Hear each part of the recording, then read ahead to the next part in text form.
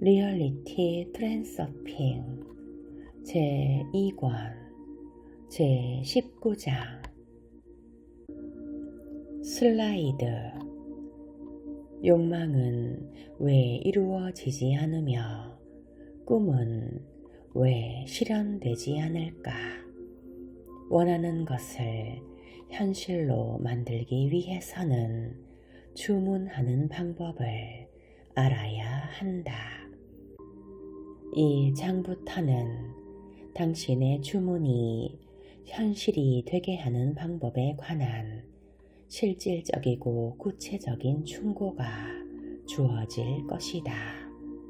이것은 마법사의 첫걸음이다.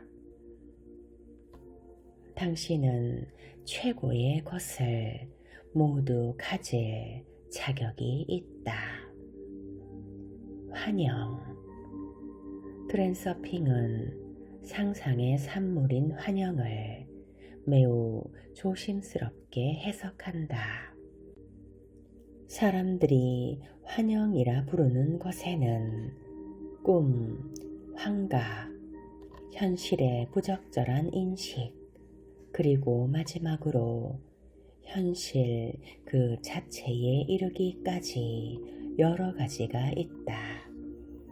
현실의 부적절한 인식은 우선 제쳐두고 또 다른 현실을 보는 것은 마음의 공상의 산물이 아닐 것이다.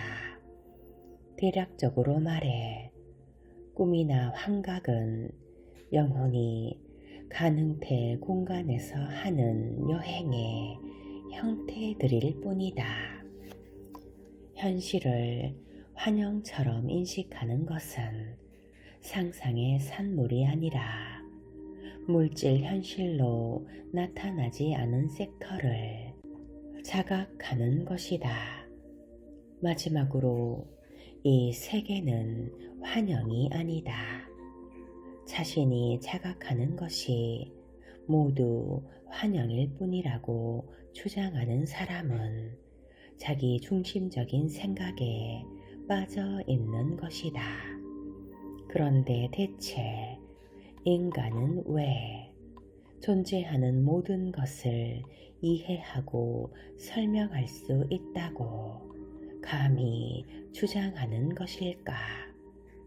인간의 능력으로 할 수 있는 것이란 고작 이 우주의 몇 가지 규칙성을 익히는 것과 그것이 간혹가다 한 번씩 나타나는 사례를 목격하는 것 뿐이다. 우주의 어떤 일들은 합리적으로 설명할 수가 없다.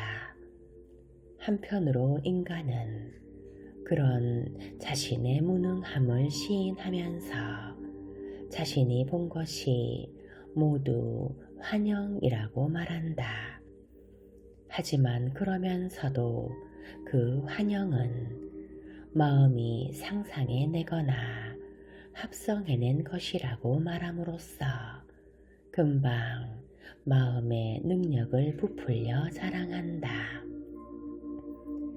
강력한 환각제나 술에 취한 사람은 꿈속에서와 마찬가지로 의식의 통제력을 잃는다. 그래서 잠재 의식은 아직 현실화되지 않은 가능태 공간의 영역으로 동조해 들어간다. 이런 사람은 몸은 물질화된 섹터인 우리의 물질 세계에 있는 동안 의식은 물질화된 섹터에서 멀리 떨어진 가상 섹터 속을 헤매고 있다. 이런 상태의 사람은 평범한 집들이 늘어서 있는 친숙한 거리를 걷고 있으면서도 모든 것을 완전히 다르게 인식할 것이다. 사람들과 주변 환경이 정상적으로 보이지 않는다. 무대 장치가 바뀐 것이다. 그는 반은 꿈이고 반은 현실인 세계를 경험한다.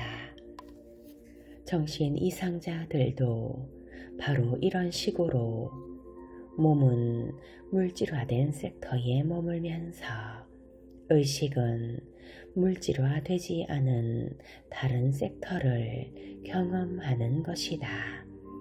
그들의 의식은 가능태 공간의 특정 섹터에 동조되어 있다. 거기서는 무대 장치뿐 아니라 시나리오와 역할까지도 달라질 수 있다. 정신병을 앓는 사람은 일반적인 의미로 보자면 전혀 병을 앓고 있는 것이 아니다. 그들은 자신을 나폴레옹이나 기타 가증스러운 어떤 인물이라고 상상하고 있는 것이 아니라 스스로 주장하는 대로 그 가능태를 실제로 경험하고 있는 것이다. 그들은 가능태 공간의 그 섹터에서 이 가능태를 보고 있다. 거기에는 온갖 종류의 가능태가 다 있지만 정신병에 걸린 사람은 자신이 좋아하는 가능태를 고른다. 영혼과 마음 사이의 갈등이 최고조에 달하여 지친 영혼이 냉혹한 현실을 더 이상 견뎌내지 못하게 되면 그의 의식은 물질화되지 않은 가상의 섹터에 동조되어 들어간다. 하지만 그의 몸은 물질화된 섹터에서 살고 있다. 어떤 정신과 의사에게서 마음속에 이상적인 남편과 자식을 병적으로 그리워하는 여자에 관한 이야기를 들은 적이 있다. 트랜서핑의 용어로 말하자면 이 가엾은 영혼에게는 가족의 중요성이 그 도를 넘은 것이 된다. 그 결과로 그녀는 그녀를 잔인하게 학대하고 모욕하는 사내와 결혼을 한다. 그녀는 임신을 할 수 없었다.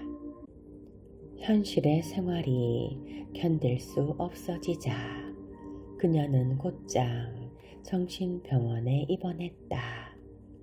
그녀의 몸은 물질 세계에 있었지만 의식은 영국 귀족의 아내로서 아이들을 데리고 너무나 행복하게 살고 있는 가상 섹터로 동조되었다.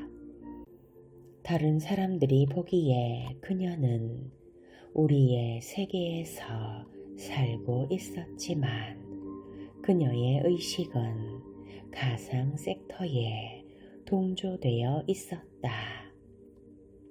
의사들은 이런 환자들을 치료하려 들지만 환자들은 잔인한 현실보다 훨씬 더 즐거운 환영 속에 머무는 것을 행복해 한다. 사실 환영은 결코 존재하지 않는다.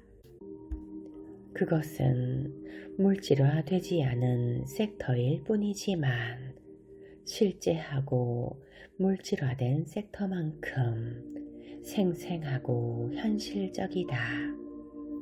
그렇다면 정신병자의 가상 섹터는 왜 현실화되지 않는가?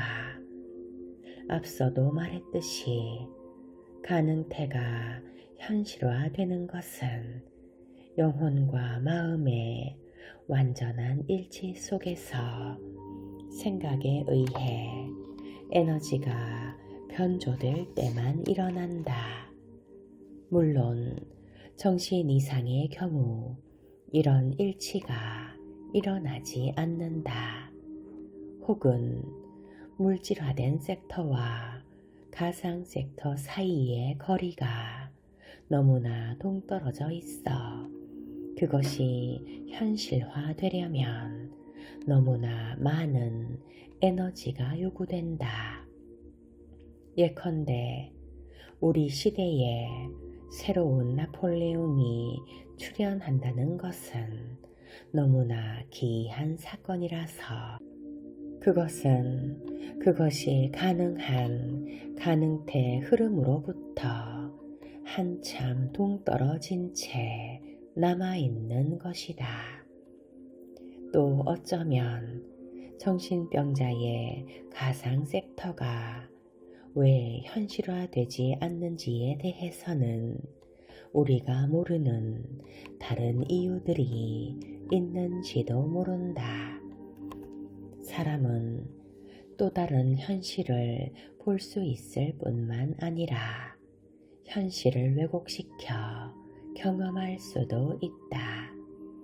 사람의 인식은 어린 시절 각인된 정보에 매우 깊이 좌우된다.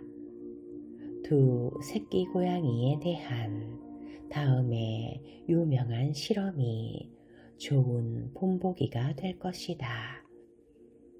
갓 태어난 두 마리의 새끼 고양이를 서로 떨어져 있고 시각적으로도 다른 장소에다 떼어 놓았다. 한 마리는 수직선이나 수직의 물체가 하나도 없는 곳에 데려다 놓았고 다른 한 마리는 수평선이나 수평의 물체가 하나도 없는 곳에 데려다 놓았다. 그리고 일정 기간이 지난 후 그 고양이들을 평범한 곳으로 데려왔다. 첫 번째 고양이는 의자 다리에 계속 부딪혔다. 그에게는 수직선이 존재하지 않았던 것이다. 마찬가지로 다른 고양이는 수평적인 모양의 물건을 인식하지 못하여 계단에서 계속 굴러 떨어졌다. 물론 마음은 상상력으로서 온갖 공상을 만들어낼 수 있다. 하지만 그것은 과거의 경험이라는 비좁은 울타리 안에서만 가능하다. 마음은 낡은 벽돌을 써서 새로운 모델의 집을 지을 수 있을 뿐인 것이다. 그렇다면 또 다른 현실을 인식하는 것과 상상하는 것 사이의 경계선은 어디에 있을까? 그것은 분명 그을 수 있는 선도 아니지만 우리의 목적상 그리 중요하지도 않다. 여기서 중요한 것은 오직 사람의 내적 확신이 현실의 인식에 어떻게 영향을 미치는가와 그것이 그 사람의 삶에 어떤 영향을 미치는가이다. 당신은 이제 왜곡된 현실 인식의 배후에는 무엇이 있으며 인식이 얼마나 왜곡될 때 그것이 실제 현실에도 영향을 미치는지를 알게 될 것이다.